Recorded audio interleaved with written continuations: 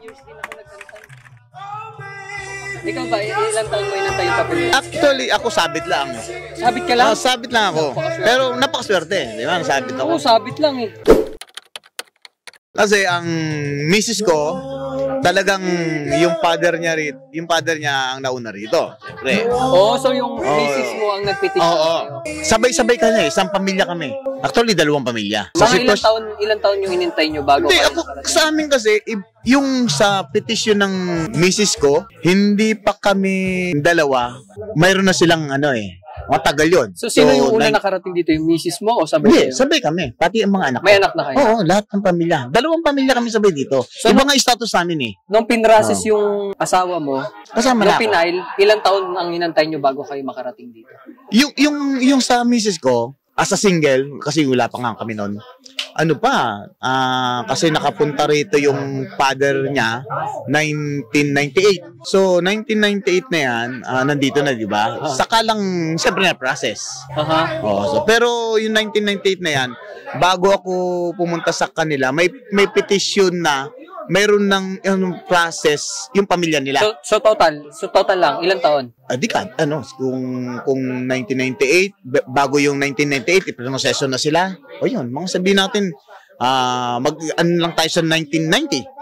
Proseso yung papeles nila. 1998, 1997, 2017 kami napunta rito. 1998, 2017? Oo. Grabe, mas matagal pa. Kaya iba-iba kasi nga, yung nangyari sa misis ko, na-approve na siya. Kaso nung na-approve siya, may asawa na. So panibagong application. So sa tingin mo, sa mga ganong sitwasyon, kunyari sa kanila, ganon din yung sitwasyon nila ngayon, anong may papayo mo? Wag mo na magpakasal? Kung mayroong nag-aspire na pumunta rito, tapos single, magtyaga-tyaga muna mag-single.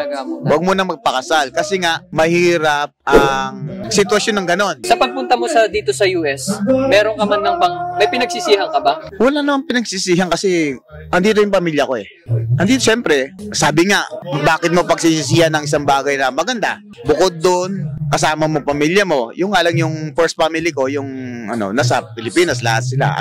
Ako lang nandito. Yung pamilya ng misis ko, andito sila. Isa na lang ang hindi nakakarating, on process pa rin. So, walang pinagsisisihan. Pero yung during first, siguro ang mahirap lang dito yung first sa akin yung naranasan ko, yung adjustment na 3 months to 6 months, boring ako. Yung gawin ng katawan ko na ginagawa ko sa Pilipinas, sinahanap ko yun, syempre.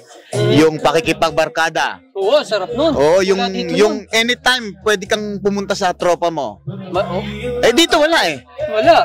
Pagpunta mo rito, wala. Makikita mo squirrel. Doon ka lang masisihan sa squirrel na doon katakbuhan. Kasi may nababasa ako sa mga comment section na bakit daw kinukumpara ang Pilipinas sa Amerika.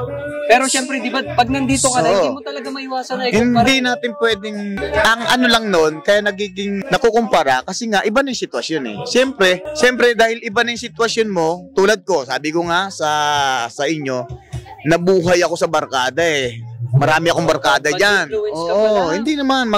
Makasama ko sa simbahan yun. Simbahan, tropa ko. Pero kainuman din.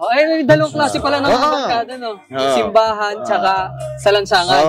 Ibig sabihin, nung nandyan ako, anytime ako na kahit anong oras, alas 8 ng gabi, pwede kang pumunta sa mga tropa mo eh. Di ba? Kung boring ka. Dito hindi. Lalo na yung first months to 6 months, sabi ko nga. Kasi wala akong trabaho eh. Hinihintay pa yung working permit.